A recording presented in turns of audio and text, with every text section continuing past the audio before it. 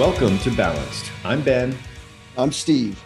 and today Steve and I discuss pets, our relationship to animals, why we love some and eat others. Let's get into it. All right. So, first thing to start off, do you have any pets, Ben? I do. I have a cat who that I've had for 13 years, and he's one of my closest friends. Wow. So, what's the name if you would like to divulge? His name is Nero.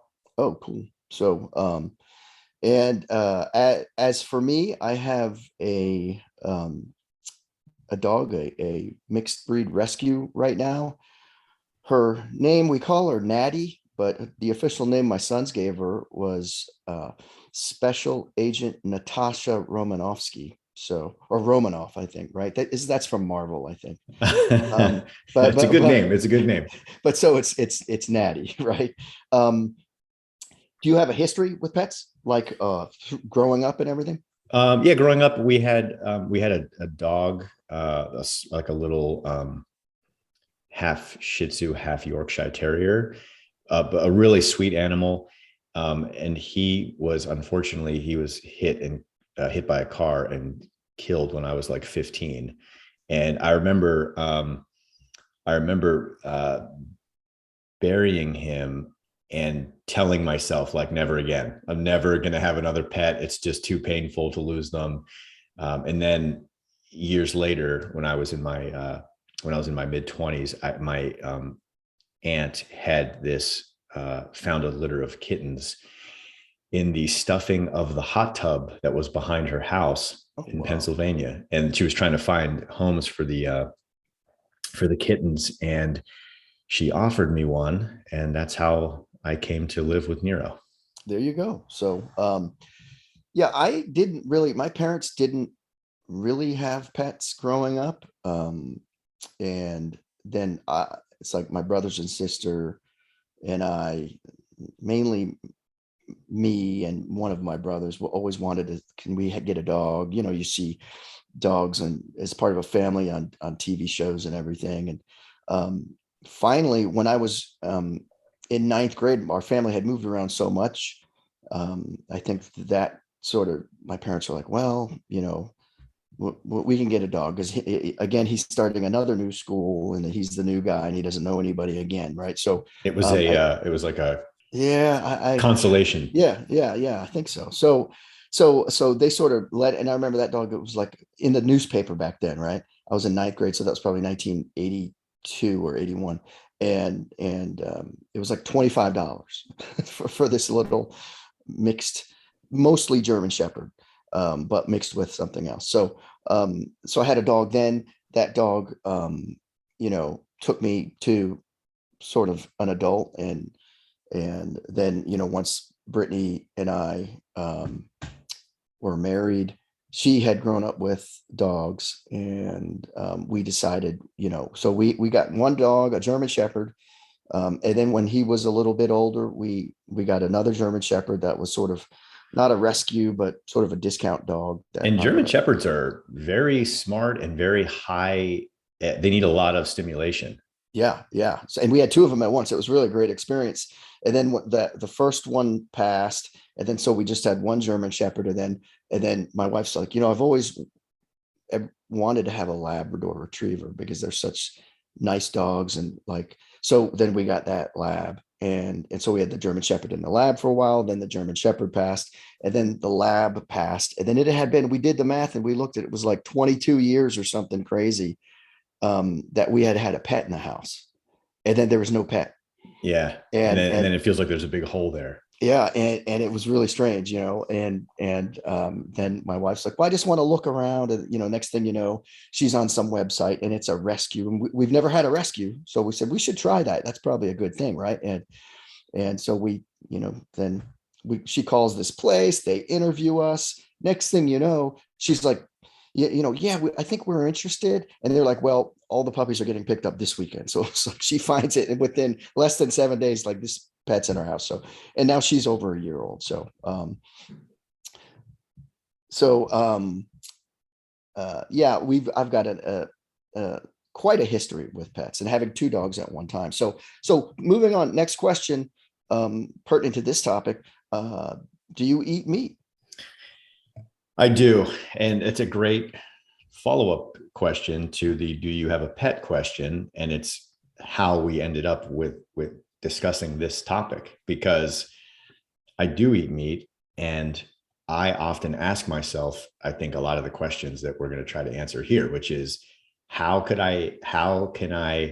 is it that I have this animal that lives with me who is like a family member, and yet I'll go into a restaurant and order chicken breast or a hamburger and eat these other animals. It just doesn't, there definitely is a disconnect there. I will say that I don't eat a ton of meat, and I find anytime that I eat meat, I'm always very aware that this was a living, breathing thing that had thoughts and feelings of its own, which I realize that might sound a little kind of, I don't know, it's a little weird, but I do this thing a lot where I'll like be eating something and wondering how long ago it was walking around.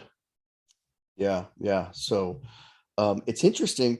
I do eat meat, and I would say it's regular. It's not like just a little bit or anything like that. So, but nothing extreme, like, not every single meal or anything like that, I would say. But um, it's interesting. I was reading that you say that. I'm reading it or listening to an audiobook right now. It's called Endure by Cameron Haynes, who's like the world renowned best um, big game bow hunter, in the large elk out in the West, Huh. and in Canada and in Alaska and things like that. And he was talking about, because he gets a lot of on social media, hater comments about, oh, how can you just kill this animal? I can imagine. Yeah. And he actually, it's an interesting book. I'm not a hunter, but so he, to prepare for these like incredible long hunts, he does ultra marathons and lifts a lot of weights. So he's like in extreme shape, and he does it all so he can be good at hunting. So, but he eats all the meat or gives it to friends or people in need. And you have to pack it out. Like they get one elk a season, and it's hundreds of pounds of meat. And you have to make like 4 to 5 trips that might be 10 to 15 miles with carrying all this stuff back and getting it to where it can be cooled. And so it's really an interesting thing. But he talks about the circle of life and like how he has respect for every animal. He only will go after the old elk that have been around, that have had a long life, to get as big as they have. And he mentions in there, I just heard this yesterday in one of the chapters, he said, your average cow lives confined in a small space for 18 months and then slaughtered. He said, so this thing has had a life, and so it's just a different way to look at it, I think.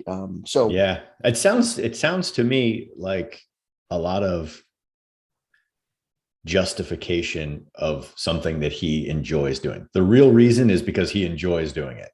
yeah, I mean, it's not the first thing he mentions. He says he loves to hunt, but the goal generally, for two things. One, because it makes it sound good, like, hey, we want to do it as quick as painless as possible. But on top of that, it's also they want that perfect shot that kills that animal very as soon as possible, because they don't want to have to track a blood trail for 7 extra miles, right? Sure. They'd love it to fall down in 50 meters and be like, yep, that was a great shot. We don't have to go keep chasing this thing. Yeah. So, Well, to that point, my eating the meat in America, especially, it's easy to go into the grocery store and see a pack of bacon or see a pack of hamburger meat and mentally compartmentalize that away from the fact that that pack of bacon was a pig and that hamburger meat was a cow. It's very easy to do that. If I had to slaughter a pig whenever I wanted a piece of bacon, I just wouldn't eat bacon. If I needed to slice a chicken's throat and pluck the feathers to anytime my wife and I wanted to have chicken, I just wouldn't eat chicken. I would never go to those lengths. But when you grow up in a culture, in a society where you can just go to the grocery store and buy that stuff ready to go, it does make it feel a bit removed. Yeah, yeah, I agree. Your initial thoughts on like why do we eat some and not others? What do you think about that? Well, I think it must have to do with the culture that you grow up in. I mean, we live in a culture where people eat hamburger, cows are considered food. Most people don't give it a second thought. The same thing with pigs and pork. The same thing with chickens. If you go to, there's places in Vietnam where it's totally normal to have dogs in cages and the dogs are sold and eaten. And as Americans, people hear that and find that repulsive. How can they do that? How could they eat dog? But anybody could say that about us. I mean, in India, they revere cows. They must look at us and say, "What? How do they eat cows? How are they doing that?" Yeah, yeah, yeah. No, I agree. I think it is culturally or cultural centric type of deal.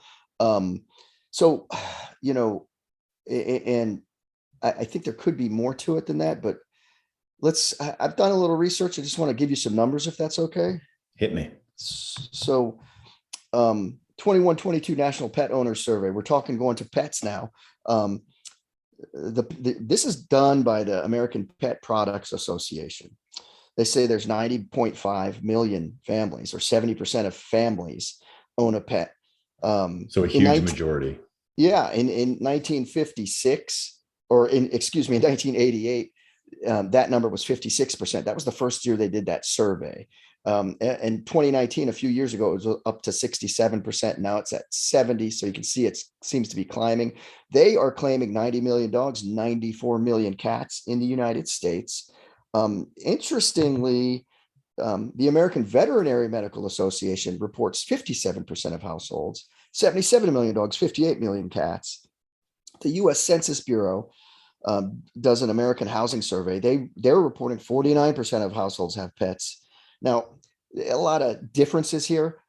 I think there's reasons that maybe a pet products association is giving one number and veterinarian Of are course. giving another number. Sure. But the bottom line is, although it doesn't seem like anyone's has come to consensus on the number, there are a boatload of pets in the United States. That's the bottom line. I think, and I think we see that in our daily lives. So talk about the two main types of pets. We've got dogs and we've got cats. So, The and it's two most popular. two most popular. Yeah. And, just so happens one of us is a dog owner, one of us is a cat owner. So just quick on the history of dogs, like how did this even happen?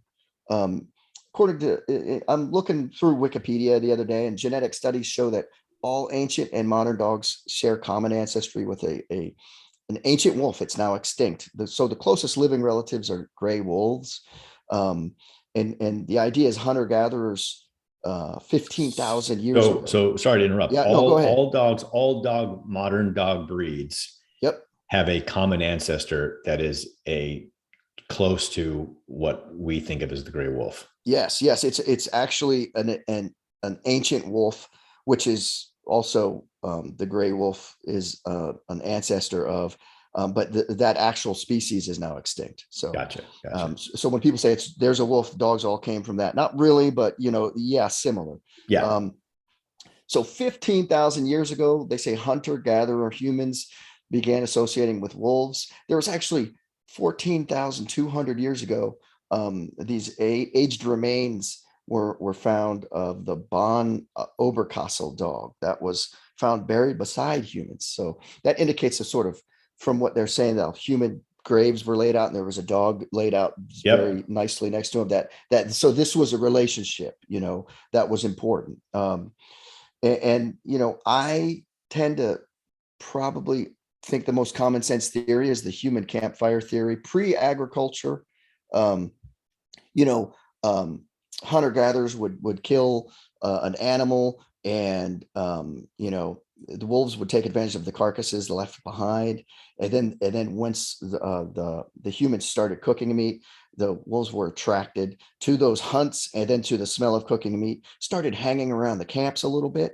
And once they hang around the camps because they're going in for scraps or they're attracted to the smell, they sort of feel like it's their territory. Yeah. And It's then not they, hard. It's not hard to imagine how yeah, even these ancient hunter gatherers, you could just see them tossing a scrap to the dog, and then you get this little nugget of trust which starts to yeah. grow, and then yeah, you end and up and and they give like, and why would they do that? Because they give the dogs barking, growling, give helpful signs of intruders, whether those be other humans that they're unfamiliar with, or dangerous animals that could be coming through. And there's the relationship, right? So um I mean, I tend to think that's probably a pretty common sense way that started. I don't know what you feel about that. well, yeah, I think human beings have a once you realize that something, I mean, it's the same thing with horses. Like we figured out at some point that these wild horses could be broken and ridden and would obey us and that could be useful to us. And once you understand that, I mean, especially just the nature of dogs and their desire to please because they're pack animals. It's like I said, it's not hard to imagine how early humans and dogs started building bonds even back when the world was a lot rougher than it is now. And one thing that I thought was interesting, that some of the theories are like, hey, not only did this happen that way, but they feel like some of the less aggressive, maybe more timid in nature of, when those high level alpha wolves are having the pack, and they're a couple mate, and then they're running the show. And then there's that hierarchy. If you've done any study on wolves and seen any of those, like Discovery Channel shows, and some of those other ones might be like, oh, like this timid one who's on the bottom of the food chain, who's always having to submit and always has to eat last and everything. That's the ones they say, hey, I'm going over towards those humans. They are sort of cool. They don't treat me like that, right? Yeah, yeah, yeah. And so thus that's why, even so, the ferocious, so to speak, of them were even closer, right?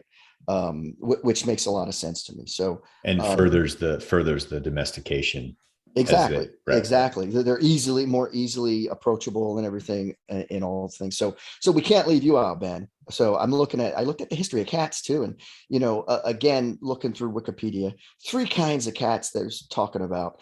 There's house cats, farm cats, and feral cats, right? So just living on their own. I happen to live in an area in Maryland where I live, we have people with house cats, and I get them on my Ring camera in my backyard all the time.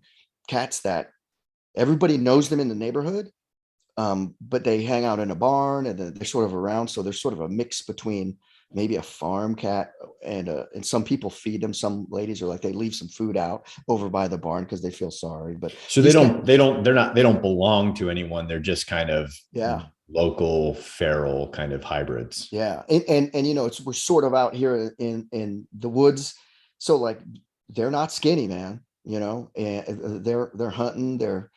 I'm waiting one day probably, because I keep seeing them go this two different ones go this one way in my backyard. I'm like, one day in my shed, I'm going to go get the riding mower out, and there's going to be like a bunch of kittens or something probably, Yeah, right? yeah, yeah. So so so and just reading about it, I think of cats. Like, I don't have cats, and my wife is allergic to cats, highly allergic, so she can't, even though she would like to. These things are superheroes. I'm sure Nero's the same, but strong, flexible, quick, sharp teeth, retractable claws, night vision. Like, you hear this, you're like, we need to make a movie about this thing, right? Yeah, they are incredible creatures. I really didn't know that much about cats when I got Nero. I mean, him and I got to know each other over time. I mean, he was a little kitten, and they really are like just physically remarkable creatures. Yeah, without even having to work out, right? Right. It's just all born in there. Like, wouldn't it be nice? Like, I mean, the guy Spider-Man that gets bit by a spider. What if can't someone get bit by a cat? We make a movie Cat about that, right? Catman. Yeah. Well, they I have guess Catwoman, I guess, right? that's the closest thing. But yeah, She but was she more like was a cat burglar. It was off of that, but of right, course. right. But I didn't really know this, but in reading, doing this research, it said the cats were domesticated in the Near East around 7,500 BC, and the idea is that they flocked to grain stores. This is now post agriculture, right? So that dogs were pre-agriculture when they started hanging around with humans, but post agriculture was there were stores of grain and then ships that were transporting things. And because the rodents would come and they're like in there, and people are like, hey, I'm this guy, I'm in charge. The farmers are bringing me all their grain and I've got to store it until it gets shipped off. We're trading, and all these mice are in there eating it and crapping in it and everything. People aren't going to want it. So these cats just come and hang out and start like, hey, this is a great place to eat mice. And people are like, oh, I see what they're doing. I'm on board with it. Let them hang out.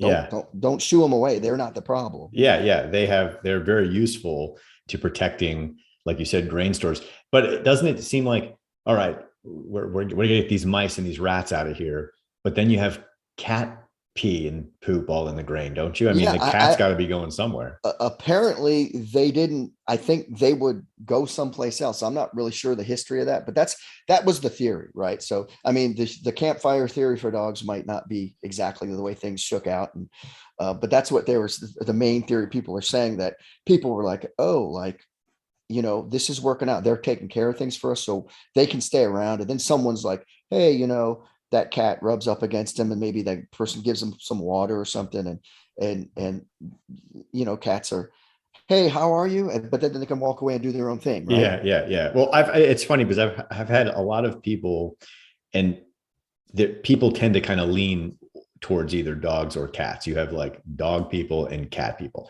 I am I love and respect animals generally, but I do see. I mean, I totally get why people love dogs. Dogs are very lovable. They're very affectionate.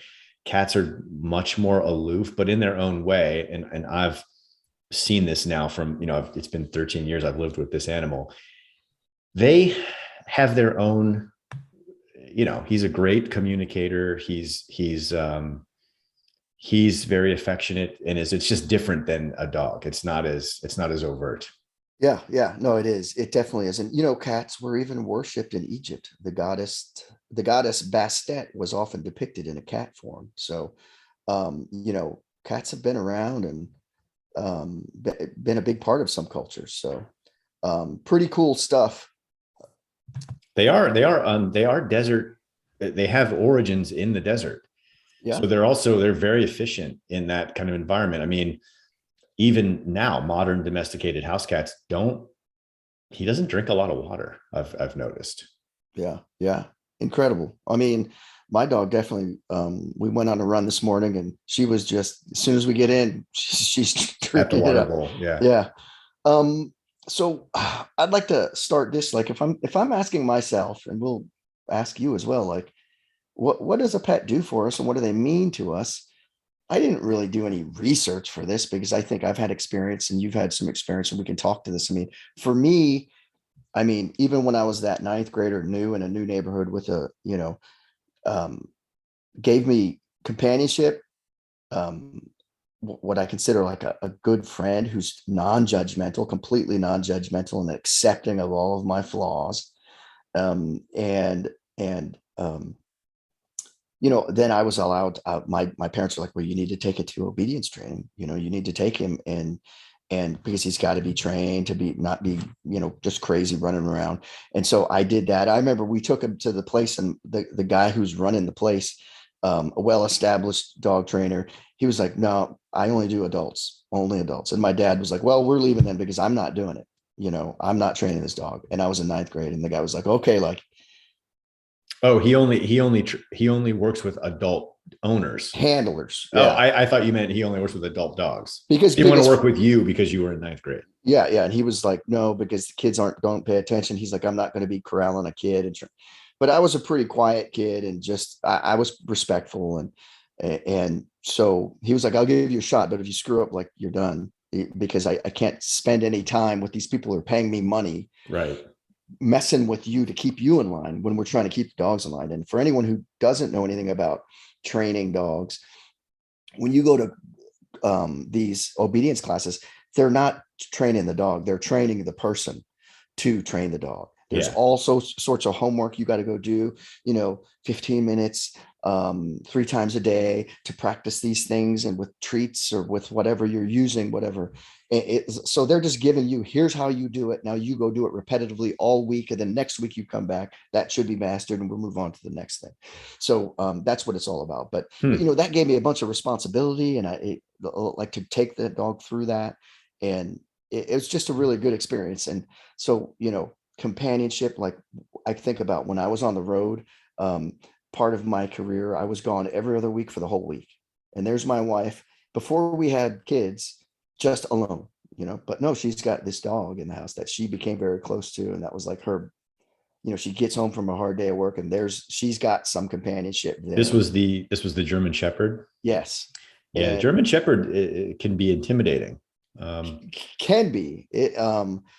But I took that same dog to that same trainer years later, right? And I was an adult then and went through and so it's just, they could be part of that family. Great for kids, and protection of the home and all that. I mean, it's just, they become a part of the family. And it's interesting. I think part of I want to find a word to use, because you're talking about this dog, and I was, saying this, a dog was like that first dog I said that like became my best friend, a non-judgmental companion. Like, how the hell do I know that, right? Maybe the dog's sitting there thinking, God, this guy's a loser. All he does is hang out and eat Pop-Tarts in the basement or whatever, right? I don't know that, but we attribute, and this is where I'm looking for a word. Maybe you can help me with it, because it's wrong to say personality, because it's not a person, right?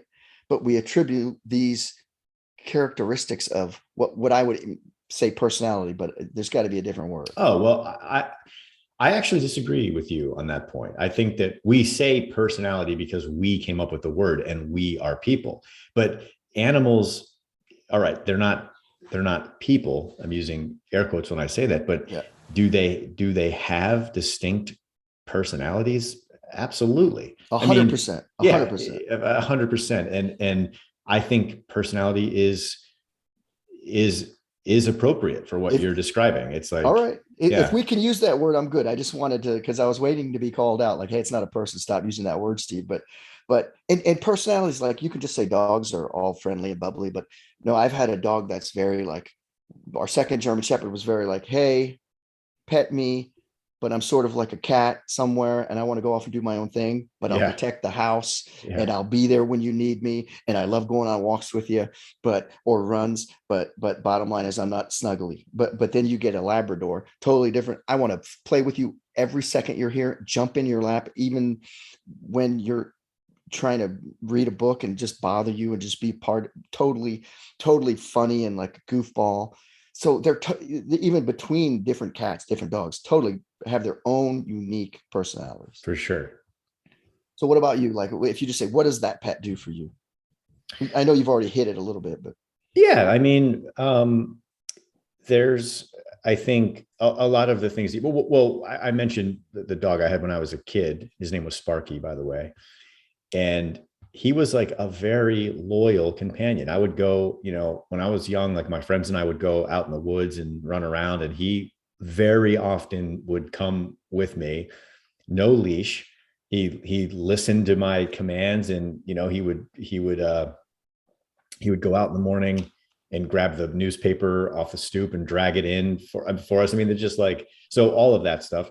And now as an adult, I have Nero here, and I think it's mostly companionship. I certainly see where um, my wife and I tend to direct a lot of affection at the cat that I think would be, affection that's not being directed towards a kid, because we don't have a kid yet. And I know a lot of people who do this. I have a lot of friends who do this, and I've seen a lot of people who treat their their dogs and their cats, their pets, like children, like to the yeah, degree that they're like putting clothes on them, putting little hoodies on them. Well, he looks so cute in his little hoodie. Okay, we don't dress our cat in hoodies, but I just mean that like I see where pets will very often kind of fill that void, or people use them as kind of like a training run before they have kids. They want to they get the animal, they bring it into the house, and it's kind of like a, maybe not even consciously, but I've seen a lot of people, the animal is a good trial run for like, how are we going to manage the responsibilities of parenthood, of being responsible for another living thing? What is that going to look Yeah, like? How are we I going to divvy up the duties? 100% I agree. It's almost like I thought when I remember when Brittany and I first, we were newly married for maybe a year or something, and just looking in the paper, I was like, oh, it'll be fun. We had a newspaper back then. You're looking, oh, maybe it'll be fun. We have the weekend off. We have no really plans. I said, I came up with this idea. Why don't we just go to like some of these pet places they're selling? You can go look at the puppies. It'll be sort of fun. That was a big mistake if you didn't intend on, if you think you're going to bring your wife to a place like that. And not walk out with a puppy, of Yeah, course. yeah, exactly. So, you know, and I sort of had the thought in the back of my mind, and I don't know whether she did or not, but I remember her parents being like, "Oh my God, yeah, you guys aren't ready for this." Like, and it was almost like, what? Like, I'm like 26 years old, and like I own a townhouse, and I think I can handle it, right? I've got a Yeah, car, yeah. I've got a car, I have a job, they give me money and everything, right? So, um, but it was like, oh, like like this thought, like, and I was thinking to myself, maybe after that, I was like, well, like, yeah, if we fail at taking care of this dog, like, there's no way we should have a kid, right? Or yeah, Um, at least think about it pretty long and hard. yeah, exactly. So, in addition, what do they do for us meaning in society? I looked up a little, and some things just from personal knowledge, but also from just things I've run into and doing a little research. Of course, pets are used for rodent and pest control, flock protection, home protection and deterrence of people breaking in, security reasons. Police use dogs. There's bomb detection dogs. There's drug detection. We have actually in the federal government now, there's a somewhat new thing that is electronics detection. What does that mean? They have dogs that they're training now. Think about like Edward Snowden type of deal. Guys bringing a hard drive into a secure facility. They've got things when they're searching. They're like, this guy is not supposed to be bringing a big external hard drive into a United States Army facility that holds classified material. There's no reason And the for it. dogs are trained to alert on the silicone of the chips and or it, whatever it is I that don't you I don't know bring. what they're alerting on, but like it's like thumb drives in certain situations. Like, so that's incredible. Like they can Hmm. do. I mean, about they're used to detect gas leaks in some areas in cities. Yep. Comfort animals, seizure detection. There's even some cancer detection that goes on of certain types of cancer. Um, Tracking, of course, missing persons. We've all heard of that. Detecting corpses. Um, and hopefully it's more of life-saving, like earthquakes, etc. You see these dogs, They call them cadaver dogs. yeah, the cadaver dogs, but a lot of times, hopefully the idea is the dog will hit on some person who might be in a terrible situation who is still alive, right? And they can Yeah. be saved. And as service animals for the disabled, we've all seen that, whether it be for the blind or for other types of things like, and when I say that, like that goes along with the seizure detection and things like that, and comfort animals for things like PTSD and things of that. The list just goes on and on and on. If you did enough research, there'll be many more, I'm sure. Yeah. That Well, all of these, many of these examples are kind of rooted in humans um, exploiting the canine's superhuman perception of the world, especially yeah, their sense of smell. I mean, which is, if you really just step back and think about, I don't know, I wonder about this sometimes, but like, what would the world be like if you could smell cancer? If your olfactory system was so sensitive, so finely tuned. I mean, dogs will like eat crap that they find. Like imagine your sense of smell is so good that you could smell crap and it smells like food to you. It's like it's hard to imagine that.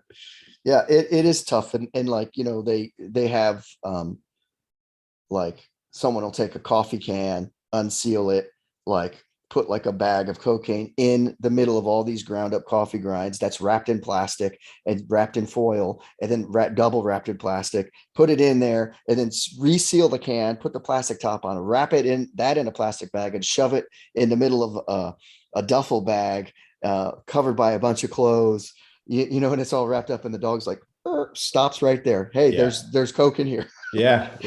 How is that even possible? It's like amazing. And it's even more amazing. So they've been walking around with that ability. That's just their normal. And we figured that out. And then we learned how to exploit it and train them and use that to our advantage. I mean, it's like just the same thing with bloodhounds that Yeah, you can give a dog a scent of a person, a piece of their clothing, and they can track that person's location hours later. I yeah. mean, think about the diffusion that would occur. A person just moving through an area outdoors, and I, hours later, the dog is able to lock onto it. It's like it's incredible. I'm not an expert on it, but at like my understanding, I think I saw a TV show once a long time ago or something that the person was like, as you're living your life, like, and you rub up against things, small, molecular size flakes of your skin or and hair, and that's what they're picking up on. Might you know be rubbed off. Like you scratch your arm right now, there's something very small, a piece of dead skin that you can't even see fell Yeah, off, and they're yeah. like, yep, I got it right here. And they can follow that. Well, um I remember I read once that like when you're walking a dog and they kind of they're kind of lead with their nose as they're going along the yeah, sidewalk and they're smelling and they often like you see them they're deciding where to like put a couple of drops of pee here, put a little pee here. I'm smelling. I'm going to pee here a little bit. That if you kind of yank the dog away from an area like with the leash, that's the equivalent of like ripping a newspaper out of someone's hand. Like their ability to process information based on what they're smelling is so powerful that it's I guess like akin to a person reading getting information from a newspaper. yeah, it's that's incredible. And I know that I walk my dog, a short walk we take up the street and like to the main road and back. It's about, it ends up being like 9/10 of a mile there and back. And we do it a lot when it's, especially if it's too hot out or whatever, but we still need to get the dog some exercise and not do a longer walk or a run. And I can tell, we can both tell, my wife and I, when across the street there's another dog that's the same age and they were both puppies together and they play all the time and they're like really friends. Like it's incredible. Like I can say they are friends. Yeah, They're yeah, very and social. and you could tell when she's stopping and where I'm like, yeah, this dog Maisie, that's the dog's name. Maisie's been walked here, and she's like, oh, Maisie's here, and she's like going to follow everywhere Maisie stopped to sniff. She's like going to, and I'm like, this walk has taken so long now, right? Yeah, So, reading um, it. so they are absolutely incredible, to me. So switching gears though, okay, fun, loving. We're pet people. You're a cat guy. I'm a dog guy. Um, I wonder if that even, we say in balance, you lean a little bit left, I lean a little bit right. Is I wonder if that's cat and dog people thing. I'm not sure. I'm not sure, but switching gears, I want to talk a little bit about dog and cat meat. You mentioned earlier, so did some research again. Dogs are currently consumed regularly. This is regularly in China, Nigeria, Switzerland, which was a surprise to me, and Vietnam. This is according to Wikipedia. They're legal to eat in many other countries as well, but it's not a regular common occurrence as it is in those countries I just listed. Now, in 2014, the estimate was 27 million dogs were consumed by humans each year up to that point. Wow, I'm surprised at that number. That seems very high. It's a big number, right? And uh, they have been used in America or by the United States Army as emergency survival food in bad situations when food's running out and the supply chain's not doing well, like in wartime. They would go to horses first, then mules, and then finally to dogs, which sort of surprised me. Like, I think the horses you'd want to keep around more, but the mules obviously can carry and probably don't eat as much as the horses. And but I don't know. Maybe So maybe the horses go first because it they offers the most sustenance for per person per life. Yeah, yeah, per could person. be could be. So cats have it even worse, Ben. In Cameroon, cats are eaten just because they're part of a good luck ceremony. Like, hey, I'm gonna start a new job here. Or I'm getting married. Like, just for good luck, let's eat a cat. Like, strange to me. Again, we are talking about that cultural outlook. Now, listen to this. Southeast China in the Guangdong and Guangxi provinces alone, they eat 10,000 cats a day in these two provinces. So Like so combined, it, 10,000 a day. so that's like they process cats the way that American Chick-fil-A processes chickens. Yeah. Yeah, it's got to be, right? Cats are also eaten in Japan, India, Indonesia, Korea, Malaysia, Taiwan, Vietnam, Australia by indigenous people there, not by like the Australians who colonized in there. And in Argentina and Peru also, and that is mainly by those indigenous. Now they were eaten in Europe in times of famine over the centuries, right? Would you eat dog or cat meat? Well, I mean, I know people who, if people get hungry enough, they will eat absolutely Okay. anything. So I wouldn't, because there's a couple examples you give here where you say like in times of famine or in an emergency survival situation where you have to either eat or die, people are going to do what they have to do to survive. But it wouldn't be Nero. No. Same, Well, same. my wife and I have talked about that. If society collapsed, at what point would we be like, well, it's either sure death or Nero legs for dinner, and we wouldn't do it. No, We just I, couldn't do I hear you. No, it. I Yeah, couldn't couldn't do eat. it. And would I eat a cat for good luck? No. Would I visit Cameroon and be served cat and say, well, you know what? Hey, when in Rome? No. I don't think as an American I wouldn't feel right consuming cat meat. It's also hard to imagine how cats have the status that they have with humans. Dogs have the status they have with humans. As you said, two of the most common types of domesticated um, pets, family pets or animals. How could I just wonder? Because I did see something recently. There's a specific street in Vietnam where they have the dogs like caged up, and people go to like buy dogs for food. And I was thinking about this, and I was wondering why do most people when they see a dog feel a connection to it? You want to pet it. You feel we are drawn to dogs, like intrinsically drawn to them. But yet there's other human beings see the dog and they're like, yeah, that looks good. I would love to like cook that up and eat that. It's very strange. But again, I guess it's no different than someone looking at an American buying hamburger meat at the grocery store. It's like, how are you eating the cow? There's I don't know. It just seems like how dogs are very charming animals, as I think we've established and covered that. How are those charms completely wasted on some people? I just don't. Lost, right? Yeah, Just I lost. don't get the disconnect. Yeah, I don't know. I mean, it's incredible how, like we talked on a different episode about how culture, if you grow up in it, that's just the norm. We talked about that in reference to slavery, right?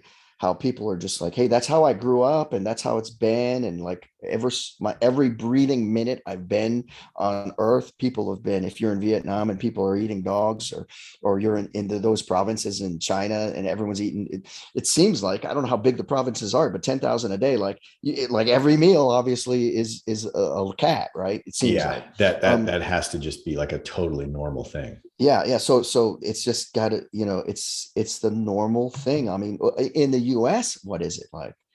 In 2018, and it surprises me that it's that late a date. In 2018, there's something called the Dog and Cat Meat Trade Prohibition, with that prohibited meat trade for dogs and cats in the United States, all of the United States, with the exemption of Native American religious ceremonies. So obviously, since they had that exemption, there probably is one or two, I guess, religious ceremonies, that Native Americans in which cat meat is used or dog meat is used. So now, previous to this bill, cat meat was legal in 44 states. It apparently it was different for dog meat, but 44 was the big number that stood out. Like 44 states, it was okay. If you wanted to, you could just live in a neighborhood, raise cats, kill them, and imagine your neighbors seeing them and then just eat them, put them on the grill and just go to town. In 2017. Yeah. Well, so my takeaway from this piece of the discussion is that it seems like as a society, as a country, we're just all over the place when it comes to our reverence for respect for animals. Like some animals are adored, some are eaten without a second thought. It's just there's a real lack of consistency. I mean, I was also thinking of did you ever see that documentary, The Cove, about the Japanese fishermen? I did, and actually, I have that on my list to bring up for you. Oh, we're gonna get to that. Yeah, yeah, and I think that's part of, like, I sort of have a theory of why that is so upsetting to some, and obviously not to others. But I wanted to, like you said, are we better? These numbers I got from the USD are incredible. I mean, yeah, there's more than just dogs and cats, but what's the difference between eating dogs and cats and eating what we eat? I mean, people have pet fish and say, that's my pet. And we eat fish, Great right? point. Right. And from USDA website in the United States, this is consumed by humans, 8 billion chickens every year. That's almost That hard to is a believe. staggering number. It is unbelievable. If you asked me how many chickens were alive on Earth, I don't think I would have said 8 billion. I was, the book, I forget the guy who wrote it, but Sapiens, right? Oh yeah, yeah. Yeah, by Yuri something, but anyway, I listened to that book on audio during my commute, and one of the things he said in one section, he said, I mean, if we're judging success of a species just based on procreation and the numbers, he said chickens by far win, because we have so many that we keep and we're breeding and we're having, and he said, because there's more of them than anything else. If we're not talking about insects, because we're creating that situation. So he said, so clearly just pure numbers doesn't mean success, because he said, I wouldn't call chickens in a very successful situation with how their lives are. Right. Yeah. Right. So 8 billion chickens a year, 2.27 million sheep and lambs. I mean, that seems a lot less. They're bigger, but bottom line is people don't really eat mutton like they used to. I've never eaten it. And lamb, I suppose I may have eaten lamb in my life when I was younger. I have not eaten lamb as an adult that I remember. Same. And just the thought of it, I was just like, no. Yeah, if I went somewhere for dinner and they offered me lamb, I think I would turn it down. In fact, Yeah. I think I have been in that situation before. Okay. Yeah. I would believe that from you. Yeah. You would stand strong and not just go with it. Right. I mean, so 34 million cattle and calves. Now they're bigger than sheep and lambs, even 34 million. That number seemed maybe a little low to me, but that's what it said on the USDA website. But that's still, I guess, if it's not low because the size and the amount of meat that comes from that, that's a 34 lot. million. Well, I mean, also consider the amount of space and grass and water that Yeah, 34 yeah, million yeah, cattle would need. It's a huge resource sinkhole. yeah, yeah. And interestingly, um, I didn't do the research on that, but like from that book I was reading by Cameron Haynes, that bow hunter, he said that they're usually slaughtered at 18 months. I don't know if that's true. That's what he said. But just the amount of like sort of factory like production of these animals and everything. So 130 million hogs. So you think of all the bacon, all the sausage, all the pork, all the ham, all the right. 130 million. That's a big number. Hogs are large. You go to the local county fair I used to take the kids to when they were little, right? And hogs are big animals. I mean, and 130 million of them. Yeah. I don't know how much space that would even take up, right? I mean, Yeah. and that's Well, USD. they have them all packed together in pretty terrible conditions. Yeah. So why is this okay? I mean, I guess you sort of already hit it. Why is it okay? We don't really know. Well, yeah. Well, let me just say at this point, Mm-hmm. I don't think it's okay. Okay. I think again, for Americans especially, it's very, very easy to consume these animal products without having to face the reality of what it takes to put these things on the shelf. You know, I think that I was saying before, like if I myself had to slaughter a hog at any time I wanted to make some bacon, I would need bacon. And I think there's probably a huge number of people for whom that is the case. It's a completely different experience to go into the grocery store and throw some bacon in the cart versus go out to the barn and get one of the living, snorting, especially pigs. Man, pigs are so smart and so sweet. It's just hard to imagine, and that's what I mean. Like, someone works in these slaughterhouses. People, you always hear people saying like, oh, the conditions of these mass farming operations are so horrible for the animals. But there are people there who Yeah. see that, and these people are either completely numb to it, or it's just like you said, they've just grown up around it and it's totally normal to them. But in order to do that, to be in that environment day in and day out, to watch the animals, live their entire lives in these little pens before being led to the slaughter, it's like you have to like disconnect that these are living, breathing, sentient creatures who can experience pain and terror, and who, it's just it's sad to really think about it, but it's kind of whitewashed from the culture in a way, because all that stuff happens behind closed doors, and most people just go to the grocery store and it's all there for you, packed up and ready to be thrown on the grill. Yeah, and I have to wonder, someone who works in one of those slaughterhouses, and I'm not, judging anybody. People are doing what they're doing, they're living their lives. Does that person who maybe sees, depending on what part of it they work in and what they're seeing every day, does that person just go home and like, oh, hey, the dog, hey, how are you? Let's go for a walk, buddy. Well, certainly in some cases, I mean, you have to imagine that these people We have looked at the the numbers, right? right. So like there's got to be a switch. People are just switching, right? So then why are people okay with eating some and not others? I've think we've talked about the um, ethnocentricity, like that cultural point of view, right? In Vietnam, if you grew up there and it's happening, especially imagine that you're a kid, you grew up on that, like and your home's right near that street where all the dogs are sold, and that's like you see that from your first memory of being a 3 or whatever year old kid, and every day, and you grow up and maybe like your parents are like, well, go get a part-time job after school, and you're going and working there, and you're totally normal. I'm just amazed that the dogs haven't won these people over. You know what I mean? Like, imagine having puppies. They're so like innately enduring. It's like, yeah, enduring, is that the word? No, endearing. Endearing, yes. Endearing. Yeah, they're so innately endearing to people.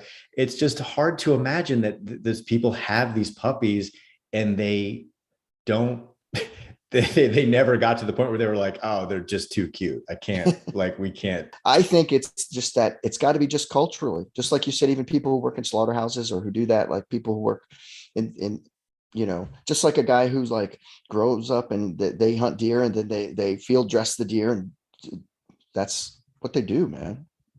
Yeah, well, and that leads me to this other question, which I think I can't remember if we touched on this in a different episode, but I know that you and I have talked about this before. Is like I was saying, like the people that hunt, like this guy that you're talking about who wrote the book about the elk hunts, he is aware, of course, that shooting an animal with a bow. I guess I'm asking, like, are there people who don't recognize that animals don't think about animals as being living things that have thoughts and feelings and feel pain and experience terror, or is it just that's all eclipsed by the Well, let humans me. experience? The last chapter that I listened to on that on my way home from work last night was he was explaining some of his point of view because he gets a lot of people who like him because he's like the ultra marathon guy and he works out and of course people who are anti-hunting don't like him, right? And might give him some hate on his social media. And he was sort of went on a little thing and he said, listen, like this animal that I'm hunting um, is the older bull, the big one.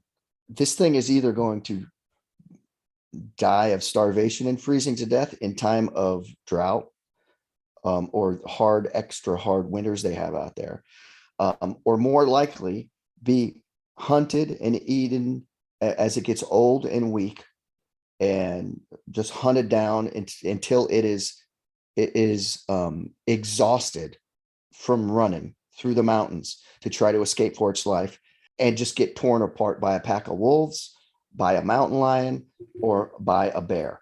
That's how they die out there. They either die of those because when they get old, it's then they're and he said the way I'm doing it in the shots I'm trying to do, this thing's lived a good life and had a bunch of offspring and spread its seed throughout and in the circle of life. And I'm giving it gets a shot through the lungs with a bow from 35 yards away because he sneaks up close enough and he said it's done. It goes 35 meters. It's done. And he said that's like probably the least terrifying way this thing is going to die, or Yeah, the least painful, least amount of pain. Like what if it does starve to death and freeze to death in a terrible winter, and it just then it's just going to slowly. He said, and you know what? There's a point to that. I mean, I see his point. What yeah, I do too. his logic? I wouldn't argue against an arrow through the heart being a less painful, quicker, less traumatic, less terrifying death than being ripped apart by a pack of starving wolves. I fully appreciate that. But And if you're eating the meat like he does, this guy does. I know everyone doesn't, but this guy does. He does. It's a big, like the hardest part of his whole deal. He's saying is like just how you have to, field dress the animal and the meat, and then how you have to. He's got to he's got to be in such good shape to do like 150 pounds of meat, and then he makes 4 or 5 trips 10 miles to where he yeah, can get it, and he's got to hang the meat in the tree to try to keep bears from finding it before he comes back because it's going to be hours before. It's just like this big.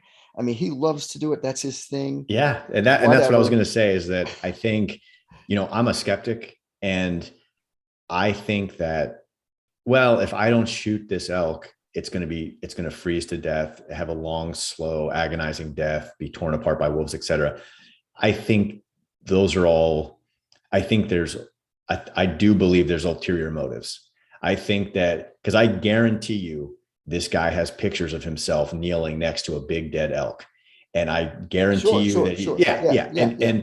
And to say like, well, look, I go after the big old ones because their time is up and they've lived a good life. No, I think the real reason is you go after the big ones because it's a more impressive head to have hanging on your wall. I don't know, dude. I think that likes, as I'm sure many hunters do, the field dressing. Oh man, we got one. All right. Now we have to string it up by its back legs and cut it down the middle and take all the organs and guts out and carve it up and get people like that. Some people enjoy that. And maybe it's a primal. Maybe it connects some people to that sense of like when we actually did need to hunt to survive. That's possible. And I also think maybe it's part of like, hey, I'm a part of this. I could be here. I can do this. Whereas they know maybe a lot of other people, like there's people like you could get them out in the woods and they're like, well, I'm just going to starve out here. I don't know. I can't do this. Right. Um, it's almost like this sense of independence, like I could live off the land if I have to, type of deal, I guess, or something. That might But be you part of it. don't have to. And Yeah, that's where it gets a little bit weird. but I think I could, right? Yeah. I don't Yeah. know. And I I'm could. proving to myself and everyone else that I could. Yeah. So who knows? It's really, really interesting. So you brought up the movie The Cove. So I want to talk about this for a minute because this is part of my theory on what the answer is to why we can eat some and not others. So check this out. Like, and you were right, you brought up it's a 2009 movie called The Cove. It is, quickly go over, it's in Taiji, Japan. What they do is they strategically place fishing boats in areas, and when large pods of dolphins in the wild can be hundreds, like it could be 300, 400. A huge um, group. yeah, huge groups. When they come through, they corral these by placing metal pipes in the water with a bunch of boats around and hit them with mallets. Now, apparently, what this does, it screws up their navigation and scares them because of the high pitch of the sound through the water.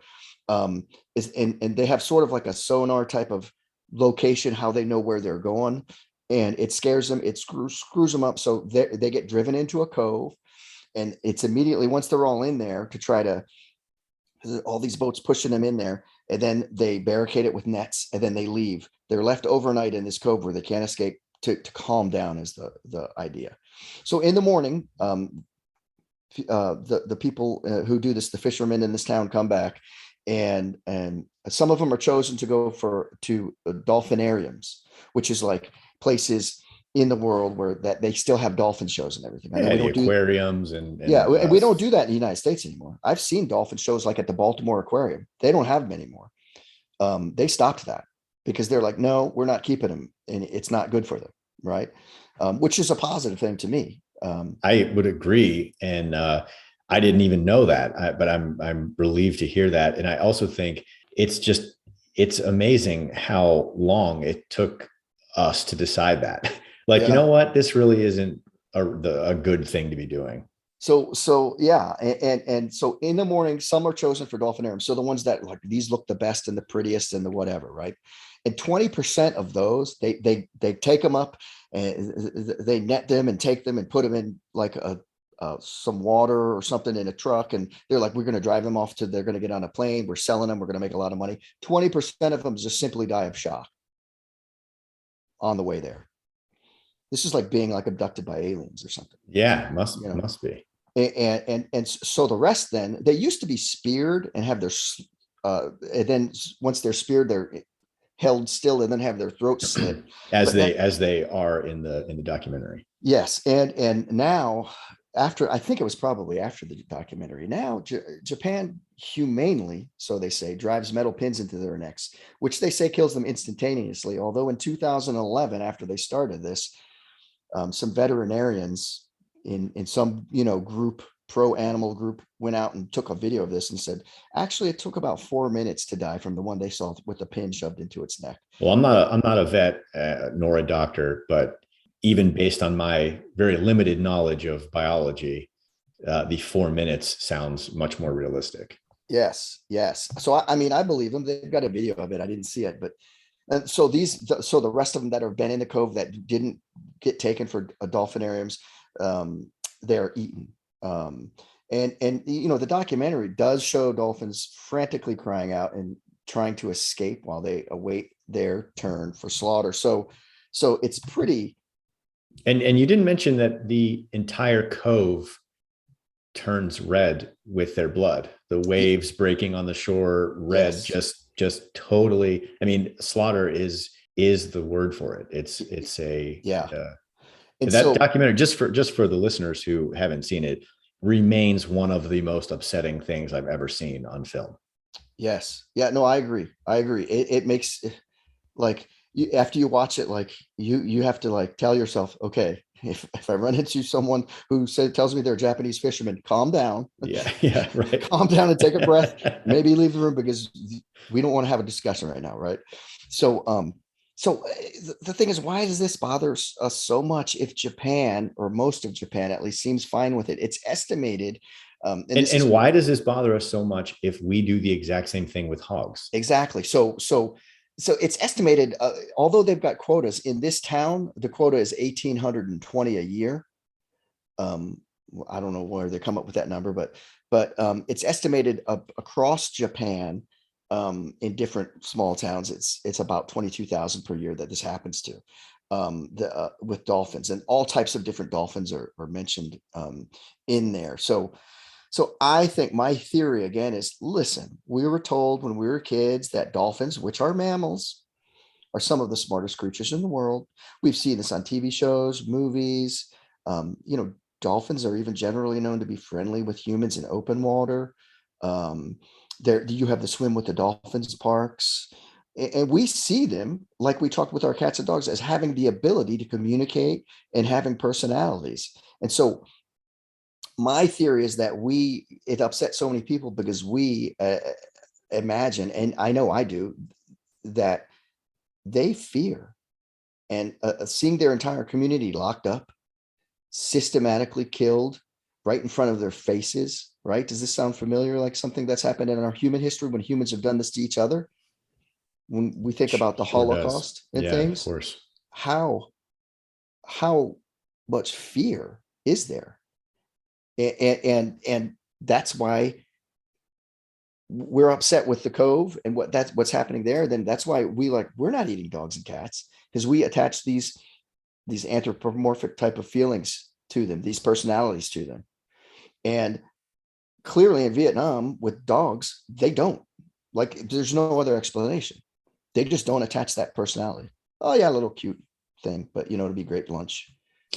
Yeah, but that's what I was saying before is how can, because I believe that human beings have a just as a result of our evolutionary, psychology and biology, there are there are certain things that are just inherently repulsive to human beings. And most healthy, well-adjusted people, for example, would recoil at the sight of a pregnant woman, being kicked in the stomach. That's just a horrible thing to see. It's horrible. It should also be, like the thing with the dolphins. It's those dolphins are scared. Their blood is flowing onto the beach and they're shrieking and trying to get away. And it's like, it's a horrifying scene. And why isn't it horrifying to these fishermen? And clearly, like there are people. I mean, the power of culture. It got to be incredible. It's got to be incredible. Like, they're like, this town, we've been doing this for years. It's what we did. My dad did it. I did it. My brothers did it. We do it all the time. It's normal. Get in there, spear them. I mean, I could understand someone in Japan. Now, even this is kind of hard to get my head around, but I can understand it to a degree. Someone going to a Japanese market and buying some dolphin meat. The scenes in that documentary are so terrible.